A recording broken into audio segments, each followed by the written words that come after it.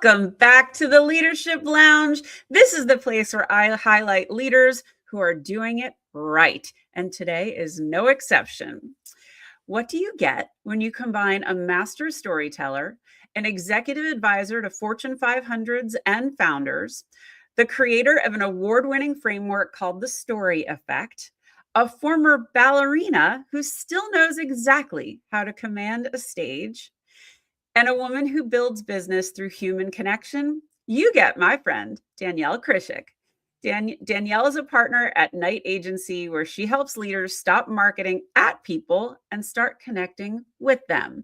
She's the host of the award-winning podcast, The Story Effect, and the mind behind a framework that's changing the way leaders communicate, influence, and lead.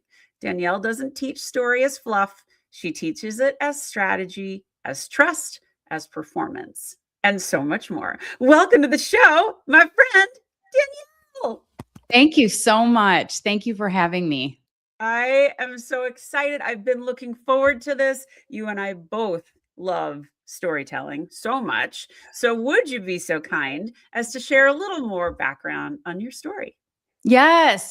So I'm an upstate New York girl, Rochester, New York. Shout out to anybody who knows the garbage plate up there. And I have two younger sisters. We were raised by a single mom, and that comes with a lot in and of itself. And you really learn grit and resilience and perseverance, because it's not easy, right? And my mom certainly demonstrated that. I was a dancer my whole life. I started at 2 years old, which what do you even do at 2? I think you go in there and you just run around in circles, but there I was. And I danced all through grade school until I got a scholarship to Point Park College in Pittsburgh. And I was dancing for a couple of semesters, and then my mom got diagnosed with non-Hodgkin's lymphoma. And that really changed a lot for us. You know, again, single parent, paycheck to paycheck, really. We didn't really have a lot of resource to handle something like that. And a couple of semesters in, I kind of lost my passion for pursuing dance. And honestly, I woke up one day and thought, what am I going to do with a dance degree? Like, I can be a ballerina until I'm 35. Not an uncommon question for dancers, for right? sure. And then it's like, oh, and it's over. So I went back home, and, she started treatment. She got to a place where she was stable, in remission. And someone or something said to me, if you want to go back to school, if you become a Florida resident, it is really affordable to get yourself through school. And I thought, okay, that sounds cool. Palm trees. I was in about 7 feet of snow at the time. I'm like, yeah, like Florida. So I packed up my car and I drove until I hit the beach. I didn't even know which side of the state I was on. It was crazy. It was the East Coast. And I started a new life in Florida, going home a ton. Oh, that's so sweet. That is the cutest comment ever. And I started a new life, but kind of got a little complacent and just used to walking the beach and working my retail jobs. And then I met my boyfriend, who is now my husband, who was like, you're going to school. You are too smart and talented not to. Kicked my butt into school, got into advertising and public relations, because it was a creative outlet, which tapped into my dancer side, but also because I am fascinated, and always have been, by human behavior. I love to understand what makes people tick. I'm really curious about that.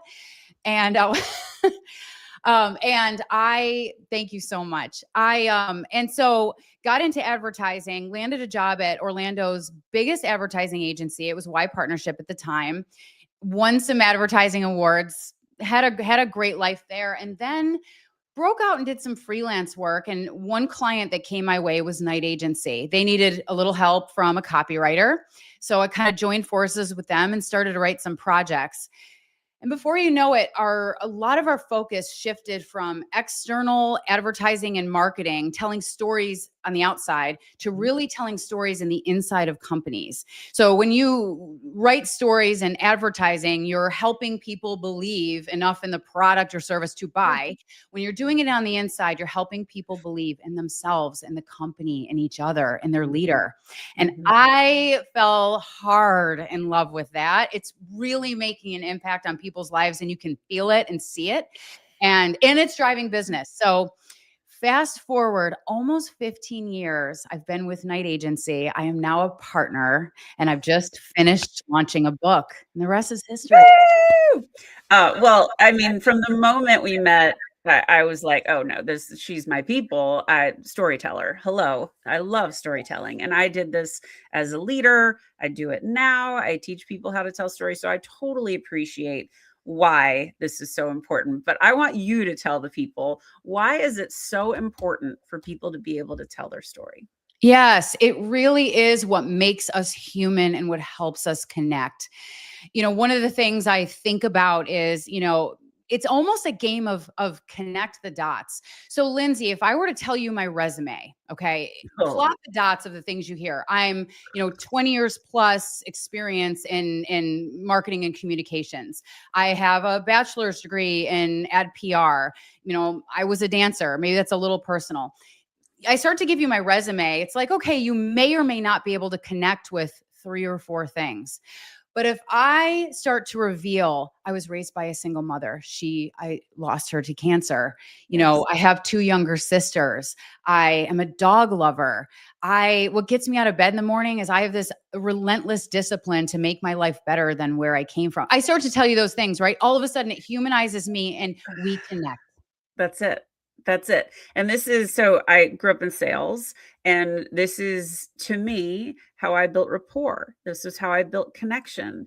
And if anybody follows my favorite Samantha McKenna, she talks about show me you know me. And when you can personalize a moment, if you've done your homework on the person you're sitting in front of, whether they're a direct report, they're a client, whatever, if you can say, "Hey, you went to Boulder? I went to Boulder." No way. All of a sudden, you're remembered for more than just being a seller. And so those little moments, this is why I also say put something personal in your LinkedIn profile. It lets people connect with you. The amount of people that want to talk to me because I'm a mom of twins and a wiener dog lover, it's staggering.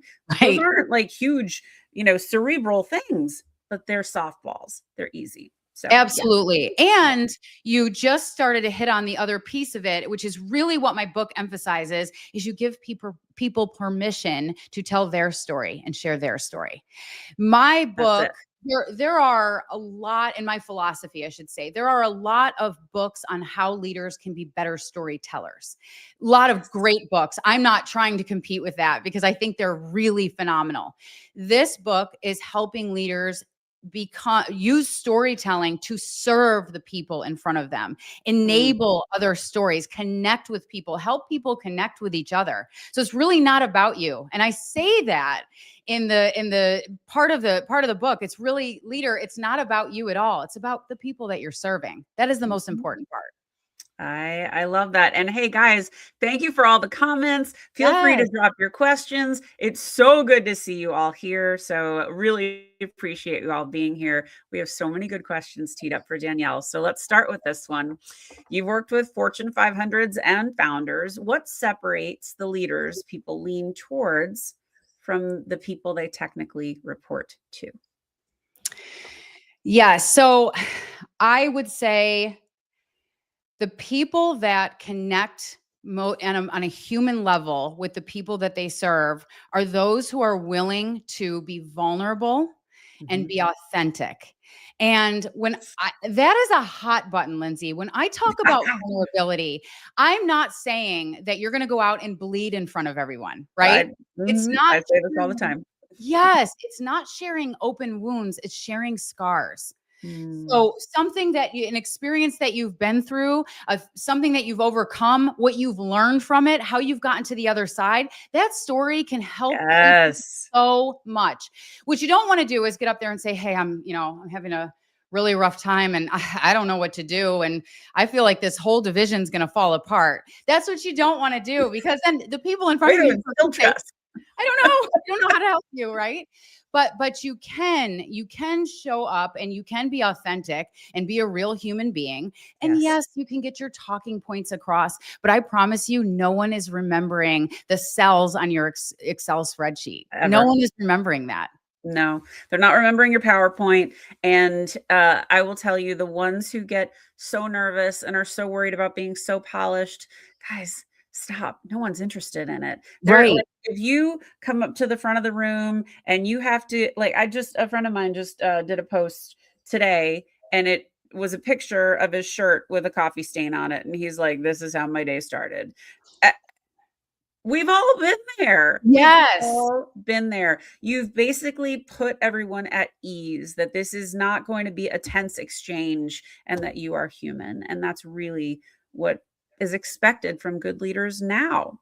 So, we couldn't talk about leadership without talking about executive presence. And this is a big one because I think people get mixed up with executive presence. I think they think this is so buttoned up, so polished, so I've got to be on my game. What do you view as executive presence versus title? Like, talk to me about your philosophy on that. Yes. And I think it really goes back to, authenticity and transparency. You know, people will run through a wall for someone they believe in. And you have to remember your presence alone is not enough reason to believe. No. Everyone that's in front of you that you're speaking to or speaking with, there's a with them. What's in it for me? So you show up and you're authentic, but you're also thinking about what do they care about? What do they care about in that moment? Don't make assumptions. Oh, everybody just wants a bigger paycheck. Well, of course we freaking do. Okay. But there's a lot more to that, right? Maybe they want more opportunity for innovation. Maybe they want more creative freedom. There's a lot. You have to listen to your people to know that, Oh, though. You really have to listen to your people to know that. But, showing up authentically, empathetically, understanding what mhm. the people in front of you kind of care about, and then giving them a reason to care or think differently or do something Yes. differently. It, I have a little construct only because it's rhymey and it's easy to remember, but can you captivate them?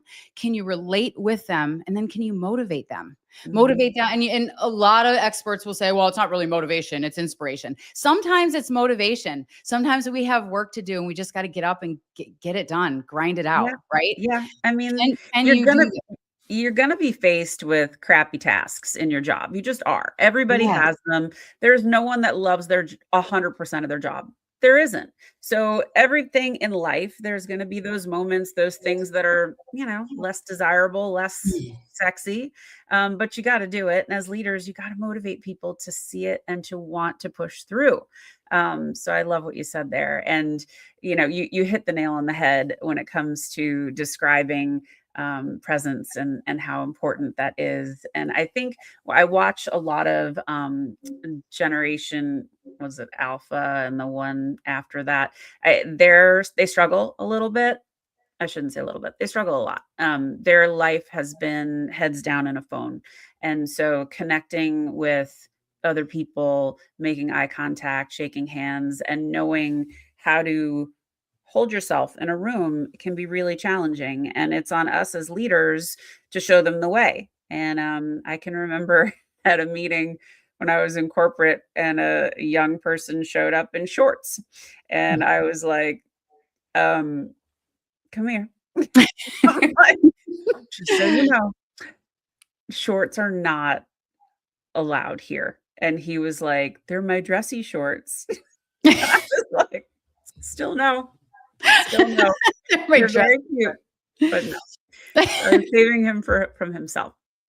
Okay, here's I a love good one. What is something leaders do that thinking they're building trust, but they're actually eroding it? it.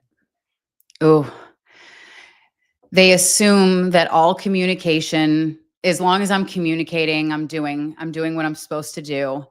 They're giving you half of the story, leaving room and a vacuum for your anxious mind to fill in details. And they said, well, what? I told everybody. Yes, but you didn't give them the why, the how, the what's next. And it really, really erodes trust and causes a lot of problems. I mean, of course, I can go into the obvious ones like, they lie and all that. Of course, low hanging fruit. But really, when you think that just the bare minimum communication is all you need to do, and especially in a change management situation, or the company's undergoing something, or there's been rumors in the hallways, we're going to shuffle people around. You have to give them all of it, the why, the what, the how. and you have to be available for questions, even if they're tough. You can't, and be open. Listen, I'm not going to be able to promise you everything, and I'm not going to be able to fix everything, but let me hear you. Let me make you feel like everything's going to be okay, and we'll work through it together. When you only give a little bit, that's when people get really nervous and they don't trust anything. They don't trust you. They don't trust the company. It's a poison in the system for sure. I'm laughing at the comments that they're saying tank tops are okay, and no, I really wouldn't go for that either, guys. So men, especially women, less so. We can pull off a tank top. Um, I love it. you mentioned something when we were talking about presence, and I wanted to come back to it. And it was about checking in with your people and connecting with your people. And it is such an important role as a leader that you're doing that. And, I've said this probably on every leadership lounge, and I think I probably say it on almost all of my podcast episodes. If you are not making time to check in with your people, you're not doing your job. Yes. Full stop. And that is your responsibility. So you have to do that. And if you're checking in with your people, you're going to know where they're struggling, how they're struggling, and that's going to be really, really important to your success. Okay. Absolutely. And listen, leaders say, I don't have time. You do. What you don't have time for is to replace that person. Hire someone with their skills, transfer best practices over, Oh get yeah. them up to speed. That takes a heck of a lot more time than spending 5 minutes saying, hey, how was your weekend? Anything you're working on that I can help you with? What does that take, honestly? Okay. So I'm going to give you this. We talked about this yesterday on the podcast I just did with Gabe Lello. So if you haven't heard the Heartbeat for Hire podcast, go check it out. But one of the things he talked about yesterday, which I thought was brilliant, at his company, Alley Oop, every single employee creates a 2-minute or less video every single morning, and it's talking about what's going on, what their hurdles are for the day, anything that they need to share with their manager, and it's asynchronous. So they send it to their direct boss. So that direct manager is watching, I don't know, a handful of videos, maybe 10 tops, but they know exactly what everybody's working on for the day. That is like Mm. no time at all, people. So if you say you don't have time, implement that. It's freaking brilliant. And it works really, really well for them, but it also gets them really comfortable on video, which they use a lot in sales. Can I So, nerd out on something really quick? oh, When you take a little extra time to hear people's story beyond what they do into who they are, as a leader, and this isn't why you do it. You do it to be a freaking human being, okay? But as a leader, you learn stuff about the people on your team that you will never learn on their resume or on an engagement right. survey. You'll learn what makes them tick, what drives them, the skills that you didn't even know they had because it's not part of their quote daily job, right? You'll learn all these things so you know how to motivate and engage and excite them because you'll tap into those things they care about. But also, if there's a project that requires a certain special skill, or hey, You'll your company know. is undergoing doing something with social media, and you learn that someone is an influencer on their personal life. Hey, you can tap in and get them super excited and engaged. You will learn Oh, things you yeah. can't learn elsewhere. Ah, it's beautifully said. Thank you, thank you, thank you for echoing that. I couldn't agree more. Okay. What's the role of story when performance is slipping and patience is gone? Yes. Story can work in the moment, or it can be seen as something you do for longevity of belief. So, if performance is slipping and you really need to kind of rally the troops and get them engaged again, Simon Sinek is famous for talking about the why. But Yeah. what's the story behind the why? So for example, if there's a project and you've got to get the team together and you've really got to hit it out of the park because you need this client to make those numbers and get yourself back on track. You get people together, you don't just task them. You tell them why we're doing it, who's involved, who it's going to impact, how each of you key players is a really critical part of this initiative, and you get people's hearts involved, man, they will run through a wall for that. So They true. will charge ahead like, swords in the air, like, let's go, or you can say, hey, we have a really hot assignment and, our company's counting on this. So, let me know if you have any questions. Nobody's jumping up and down for No. that. Well, sure, the company needs it. What about me? Right? Oh my Doesn't feel God. good. You reminded me of a great story of one of my old bosses that I worked for. And it was really kind of her first really big leadership role. And she was struggling a little bit. And then she shared this story about how she was raised by deaf parents. So she was what you call CODA, child of deaf adults. And so she was fluent in sign language, and none of us knew this. And so she would tell us at like age 5 how she would have to go to the car dealership and be the translator for her father. And her father Wow. would be like, arms crossed. And, this was the role she had, but it was so endearing. And it was so enlightening for all of us. Her persona changed for us because we knew this about her and she told us that story. And so we were rooting for her much more. So Yeah. yeah, it's for her, it's just her life. It's not such a big deal. But for us, it was like, wow, that's really inspiring.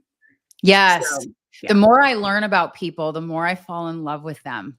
yeah, Isn't that so true? And you 100%. listen, you can see someone in the hallways if you're at a big company and they've got kind of that resting bitch face and you're like, "Oh gosh, I hope I never have to work with her." You have no idea what her mornings are like, or Oh, right? She's mhm, probably trying not to look like that, but man, it's rough mhm, getting those kids out of the house and the dog fed mhm. and all that. Like, but you get to know that person and you realize you have so much more in common than you think. It's a beautiful thing. It truly is. I could not agree more. Okay, what's your leadership superpower? I I believe discernment. I Oh, that's a listen, good one. but I listen all the way in and I help remind people who they are and Mm. I inspire or nudge them to think about who they could become. And I love doing that. I Oh, love I love that. That was really good. And no superhero, it can be without kryptonite. What is your kryptonite? I shouldn't If say any of zero. my coworkers are listening, earmuff time. I I really, really despise rules and system and process. I hate it so much. And that is a kryptonite because as a leader, I'm leading one team of several teams in a company. There are a set of rules Mm, to keep us all, moving forward in the right way. And I have a hard time. I'm a very rebellious futurist. So I think it can be mhm. done better tomorrow. And I don't want you or anyone to tell me how to do it, where to do it. Yeah, but I think that's probably also why you get brought in on specific projects because you have this natural maverick side to you. And, that's how I always referred to my teams, mavericks and hustlers. I wanted us to think different. I wanted us to be referred to as different. I always wanted us to challenge what we knew as the way because there was 100 more ways we hadn't explored. So I love that. So I get it. Systems can be a real snooze, but sometimes they're necessary. They So, are necessary. And I need to grow up, but I maybe, maybe. What's a story about failure that turned out to be one of your greatest strengths? So I could bore you with a bunch of projects I've failed, but I think something I'm continuing to struggle with might be really relatable to people who are listening and who will listen. And that is, I'm continuing to struggle with imposter syndrome quite a bit. And it's I've heard a lot of great advice. I've read the books. I have listened to the podcasts, and I continue to always get super nervous on this show, on every podcast I host. That, oh, people are going to find out I'm, a poor girl from upstate New York. Like, what am I doing? So I continue to struggle with that. The reason it's a strength is I feel it and I show up anyways. And Yeah. I'm open with struggling with it and Mhm. hopefully give people permission like, okay, it's okay that we feel this way. It's normal. It's something Yeah. we can work through. So I hope it humanizes me, makes people feel better about themselves. And ultimately, if you feel that way, but you still are on the LinkedIn Live, I think that's pretty strong.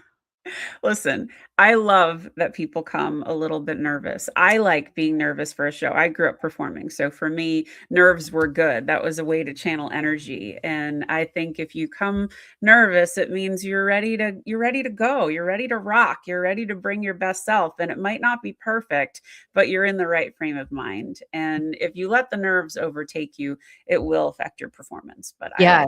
I like a little nerves. So that's good. Um, who believed in you before you believed in you?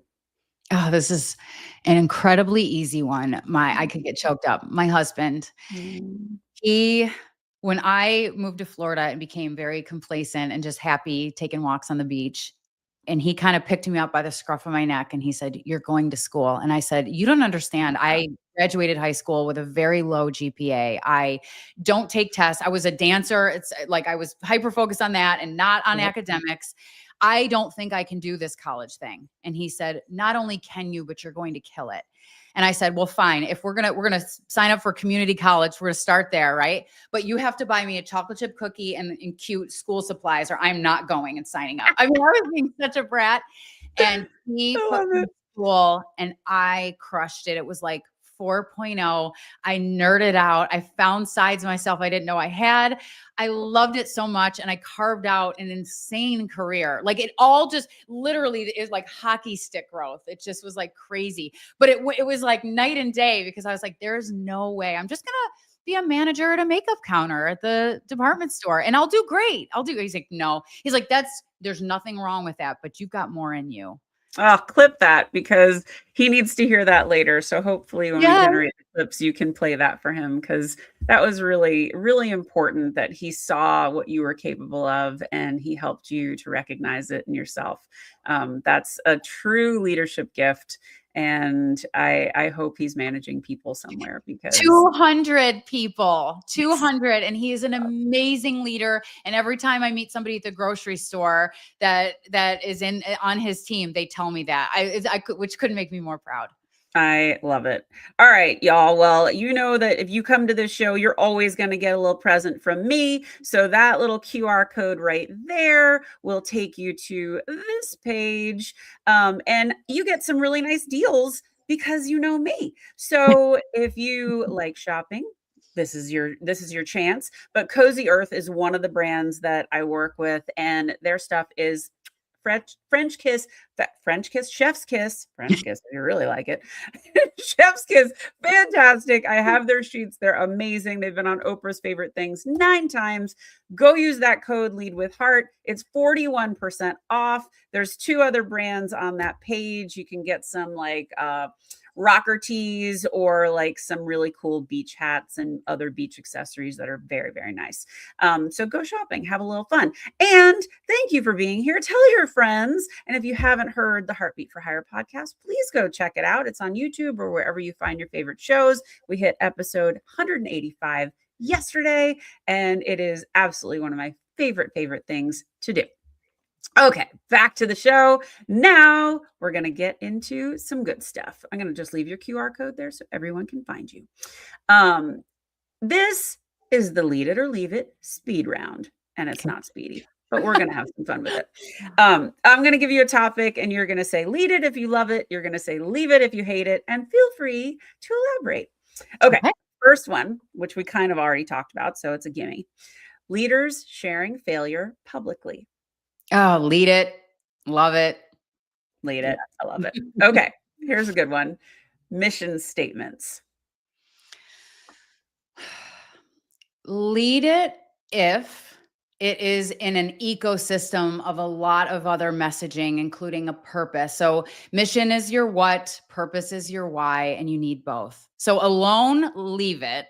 But in an ecosystem of other things, other good things, lead it. You said that beautifully. Okay, using AI to craft leadership messages. I would say leave it because it really you need to be human and authentic, and your imperfect is so much more beautiful than the perfect polished AI Yeah. speech.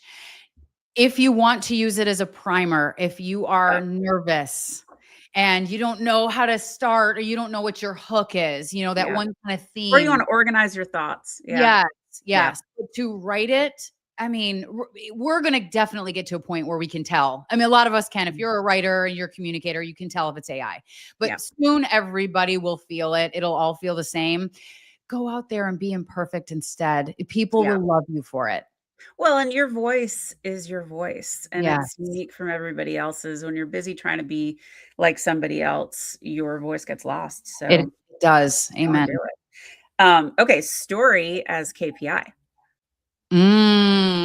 I just had a conversation with a scientist yesterday. We are looking at ways to measure story for companies to see where they are, how well they practice it, how well they use it, how well they use it internally, externally, so that we can measure that and link that, have a correlation to success metrics. Mm. So let's lead it. I dig it. I instituted a storytelling program with one of my teams, and it was one of the single greatest things I ever did. And I've told this story so many times, so half the audience has heard this before. But um, when you like, I had the island of misfit toys. Like this group of people was just like they didn't care about each other. They came from all different acquisitions. I didn't even know necessarily how they were all connected, and so I basically said, guys, I need you to actually care about each other and I need you to be interested in each other. So we're going to start a storytelling program. The catch is you're going to tell a story about what it is you sell, but you have to tell it like you're talking to my school teacher mother. No acronyms and no tech jargon. You have to tell it in a human way. And so they're all like, oh, but every week we would have two people tell a story, and all of a sudden I'm seeing light bulbs go on and people are connecting dots, and they're like, that's what that product does. Oh crap, I need to bring you into my client. They've been looking for this, and I'd so much rather us sell something from our company than a competitor, so let's do that. And it just caught on, and all of a sudden people are joining the calls from outside my team. Then we opened it up to business partners. Then we even opened it up to clients. We had like 500 people attending these calls. It was pretty cool. That's But brilliant. it was a really great way to sell. And it was a really great way to get my team invested in each other. I love that so much. It's a It was a great good idea. one. Okay. Building your personal brand within a company or within corporate. Depends. So I can't be on one side of the fence or the other. It really depends on what your business's goals are. You Mhm, can't be in conflict. Ultimately, you voted with your feet and you are at that company and you're getting a mhm. paycheck and you're part of the team, and you can't be in conflict with the business priorities of the organization. Yeah. It's not to say you can't have a LinkedIn presence and but you really should not do anything that jeopardizes kind of the direction of the organization as a whole. The other extreme is you building a personal brand. The story effect is a thing and it's Yeah. growing. It's helping us tremendously because it's a bat signal back to what we do. And it's very much in line with what we do, which is Mhm, building business through human connection. It's working for us, but mhm. it's not appropriate everywhere. Well, I'll challenge you. I agree with most of what you said. I will challenge you on this.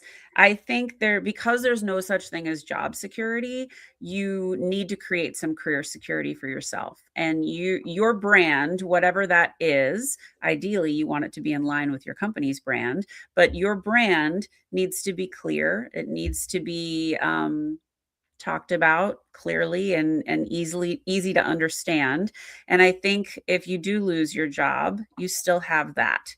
And I just think that it's really important to have some kind of presence, preferably LinkedIn if you're in the working world, just because I think it really does matter. But curating your network and nurturing that network, I think is really important. And if you just say, I'm a BDR or I am a vice president of sales, snooze fest. Yeah. We need a little more than that. I agree, and it's nuancy. I'm thinking Yeah. of do you go out and become a speaker, and do you write a book, and Mhm. you're really promoting that, and that Yes. particular topic is not Yes. in alignment with your company. That's where it could go south. Yeah, But yeah, yeah. yes, absolutely agree. Fun fact, I started posting on LinkedIn last year for the first time. What? Go I girl.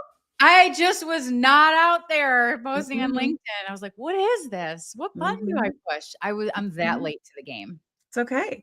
I mean, I was on it since 2006 and I don't really do much with it. And, I just used it every time I got promoted. And then, you get the congrats, congrats, congrats from like whatever. Right. And, but anytime someone I didn't know was like, I want to be connected, I'm like, I don't know you. What a dummy. My network would be massive. Right. Anyway, I learned. Okay. Executive presence training. Oh, lead it. Lead it. Why do we continue to assume that leaders know how to be leaders? Mm-mm, they You've don't. been with the company 20 years. We might as well make you a manager or something. Good luck. And the next thing you know, oh, you're a supervisor. Oh, you're a director. Like doing great. Why do we assume that you know how to do this? Mm-mm. Absolutely get executive presence training and all kinds of other training. Anything that can grow you as a person and a professional, do Mm, it. Lead mm, it. mm, mm. Invest in your people. Bet on your people before you rule them out. Before you say, "Oh, we Yes. got to figure out a recruitment strategy." Or look around you and say, maybe we got to invest in the people right here, right now. Yes. Bet on your people. You heard it here, y'all. Okay, tell us about your book.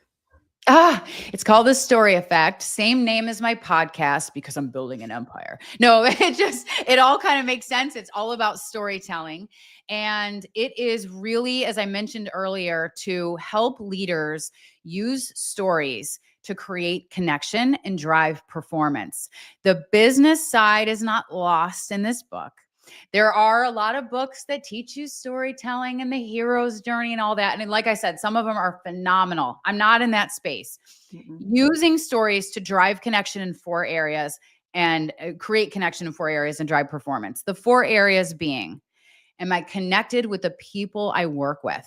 And I'm not saying you're besties and you're going to each other's Mhm. weddings, but at the bare minimum, can you collaborate? Can you stand each other at work? Can you work together? Mhm. Hopefully cohesively. Connection with your work itself. Do I see where what I do makes an impact? Mhm. Some days it's just going to be work. I'm not delusional. Like every day you're skipping in and you love everything you touch. I I get love it. it Right. here. But overall, I bring a skill set. Does that make an impact on the work itself and on the business? Connection with the leader. Do I trust my leader? Do I feel Mhm. like my leader's got my back? If I screw up, if our team screws up, can we go to our leader and say, "Hey, listen, we messed up. We gotta rewind this thing." Mhm. So connection with the leader, connection with the company.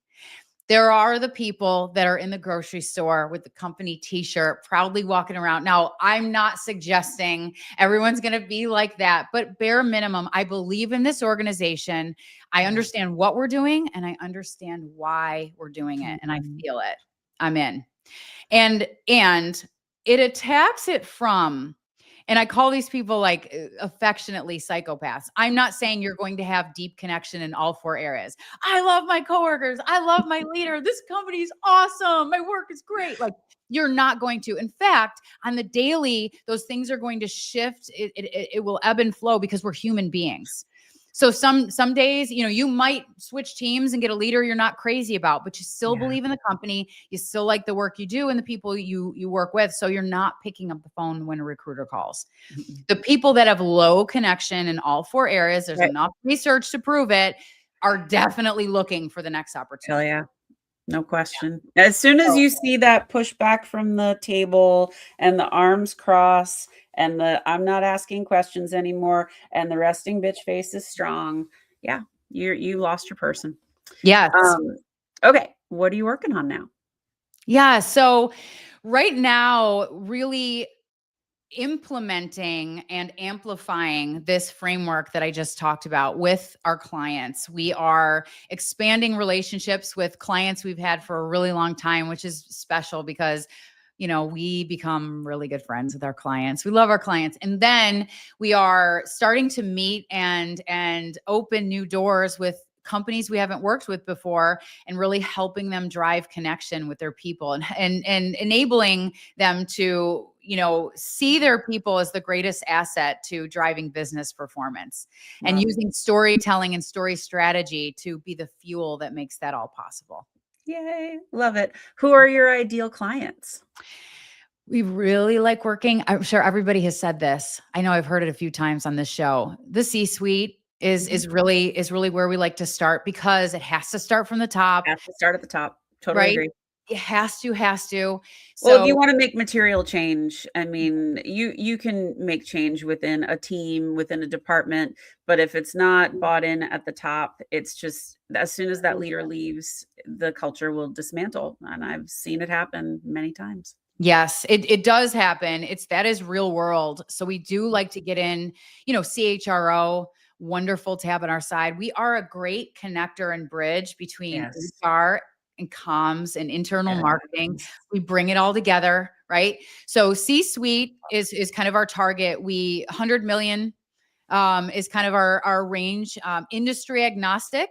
We Mhm. have our hands on Coke's largest bottler, Coca-Cola Consolidated. Great. MasterCard, completely different. Electric company, it's kind of all over the board because at the end of the day, the underline of the whole thing is businesses that believe that people make performance and their business results possible. If you believe you need people to achieve your goals, we can help you. Mm. That was a good line right there. I hope y'all heard that. You say it again. You said, "If you believe." That you need people to achieve your business goals, then we can help you. Ooh, good one. Need Um, people, not employee number 172. Like no, you need people. that's right. That's right. So, other than the little QR code I have up there, where can people find you? Thestoryeffect.com is a great way. You can email me. I get them personally. So, and I will respond. I love connecting with people. You can listen to my podcast. It's on all the channels, Spotify and Apple Podcasts, and it's called The Story Effect. And I have been interviewing some really fascinating leaders and neuroscientists and everything in between. So that's another place. And then my LinkedIn. I love connecting with people and I love when someone pops up and makes a comment that I don't know because I'm like, "Oh, Yes. we need to get to know each other better." I love that so Yes, much. yes. Well, and it's even better when you connect with someone and you find out that you're connected to really important people in your life, like Ricky Fasinelli, who's in the audience right now. Oh, Yeah. I love her. I love her. Oh, and then if you have a business, an organization, and what I'm saying resonates, and you think there's something that we could potentially help with, we also I work with a group of people who love to meet people. We're people. And Yeah. so nightagency.com, you can learn more about what Night does and meet with us. We will fly to you and have drinks, and it'll be awesome. Love, love. All right, my friend, we're at that part in the show where I'm gonna ask you to share some parting words. What are the things the audience needs to walk away from this conversation with? Before you embark on any of this, and the book kind of backs up to it and ends with it, get right with your story first. Hmm. Take a little time, you deserve it. You can file it in the category of self-care, you can see it as performance enhancement, whatever makes you feel better. But take time to understand, especially if you're a leader, who you are, what makes you tick, what you value, what you're willing to do out there in the world and what you're not. And get right with that first. Then become a story collector. Think Mm, about moments that made you really feel something, especially those emotional moments. What oh, gave you goosebumps? What really inspired you in and outside of work? And start to use your notes app in your phone and kind of write that down, yes. and then begin to show up a little more authentically and try it. It doesn't have to be at the town hall on stage. I'm not teaching you to be a performer, but No. next time you have a one-on-one, just ask some great questions and in exchange share a little bit about yourself. But just know that storytelling is a secret weapon for creating connection and driving performance. And it's not some girl hot on this topic. There's a lot of research that proves it. So look into it and try Oh, it. I mean, if you weren't convinced from everything we talked about today, you were sleeping through this show. I am absolutely in love with storytelling. I knew Danielle would be a fantastic guest, and you have been, my Thank friend. you. Thank Um, Next week, Courtney Turek is entering the Leadership Lounge. And if you don't know Courtney, you are in for a treat. She's a former Shark Tank alum. She's a VP of sales, and she works for a company called Cooler Heads, which has those caps that keep your hair when you're going through cancer treatment. So she's fantastic. I'm so excited to have her. But Danielle, you have been a wonderful guest. And I thank everybody for listening. Get out there, lead with heart, tell your friends, and I hope to see you next week on the show. Thanks again for being here, and have the best day. Thank you. You too. Thank you so much. Thank you, everybody.